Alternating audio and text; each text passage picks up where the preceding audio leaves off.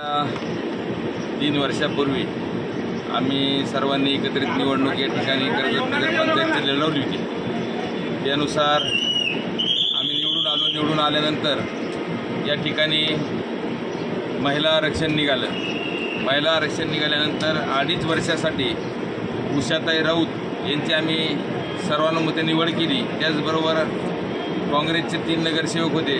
काँग्रेसला पण पदासाठी संधी देणं गरजेचं होतं आणि आमचाच एक मित्रपक्षाचा घटक होता। त्यानुसार त्यांनासुद्धा रोहिणीताई घुले जे आहेत त्यांनासुद्धा या ठिकाणी 2.5 वर्षासाठी संधी दिली होती। परंतु 2.5 वर्षानंतर राज्य सरकारने या ठिकाणी मुदतवाढ दिली।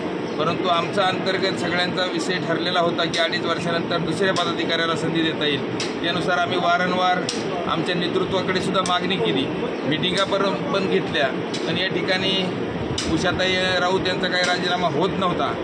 नाईलाजाने आज या ठिकाणी आम्हाला त्यांच्यावरती अविश्वास प्रस्ताव आणण्याची पाळी आली आणि राहिला विषय रोहिणीताई घुलेंचा, त्यांचासुद्धा राजीनामा आज उद्या होईल असं या ठिकाणी आमच्या बैठकीमध्ये चर्चेनुसार ठरलेलं आहे।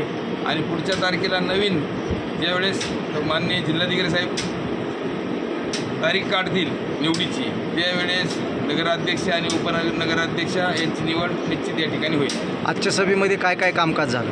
आजच्या सभेमध्ये आम्ही या ठिकाणी बहुमताने आलो होतो। आल्यानंतर हजेरी पत्रकावरती आमच्या सर्वांच्या सही घेण्यात आल्या। परंतु या ठिकाणी आजचे जे पीठासन अधिकारी होते पाटील साहेब यांनी या ठिकाणी आम्हाला सांगितलं की आत्ताच जिल्हाधिकारी साहेबांचा आम्हाला मेल आलेला आहे की उषाताई राऊत यांचा या ठिकाणी राजीनामा झाला आहे। त्यामुळे मतदान घेण्याची किंवा हात वर करून संख्या काउंट करण्याची आवश्यकता नाही।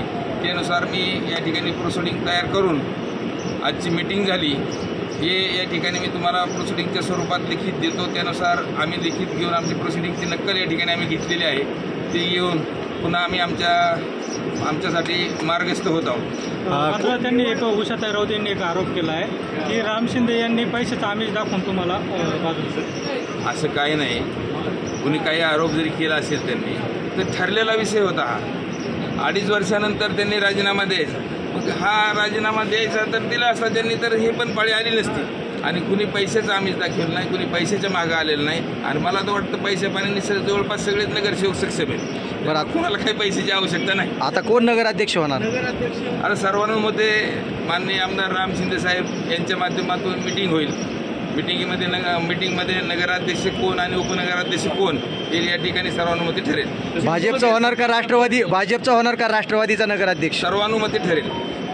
शिक्षणाचे माहेरघर असलेल्या कर्जत शहरामध्ये इयत्ता 11वी व 12वी बरोबरच नीट, जेईई आणि सीईटीची तयारी करणाऱ्या विद्यार्थ्यांसाठी अपेक्स गुरुकुल अकॅडमीच्या माध्यमातून सुवर्ण संधी उपलब्ध आहे। निकालाची उत्तम परंपरा राखत अकॅडमीचे अनेक विद्यार्थी आज महाराष्ट्रातील नामवंत वैद्यकीय आणि इंजिनिअरिंग कॉलेजमध्ये शिक्षण घेत आहेत। प्रशस्त इमारत, अनुभवी शिक्षक वर्ग, regular test series, high speed internet सुविधा, हॉस्टेल सुविधा, रोज सायंकाळी doubt session, guest lecture, digital classroom, खेळाचे मैदान, 24 तास लाईट या सुविधा माध्यमातून निकालाची उत्तम परंपरा कायम राखलेली आहे। तरी आजच आपल्या पाल्याचा प्रवेश निश्चित करा। आमच्याकडील उपलब्ध सुविधा: इयत्ता 11वी व 12वी साठी रेग्युलर सह नीट, जेईई आणि सीईटीची तयारी, इयत्ता 10वी पास विद्यार्थ्यांसाठी फाउंडेशन कोर्स, इयत्ता 12वी पास विद्यार्थ्यांसाठी क्रॅश कोर्स। आमचा पत्ता: मारुती सुझुकी शोरूम समोर, नगर रोड, कर्जत। अधिक माहितीसाठी मोबाईल नंबर 87 97 87 17 17, 97 30 33 80 04।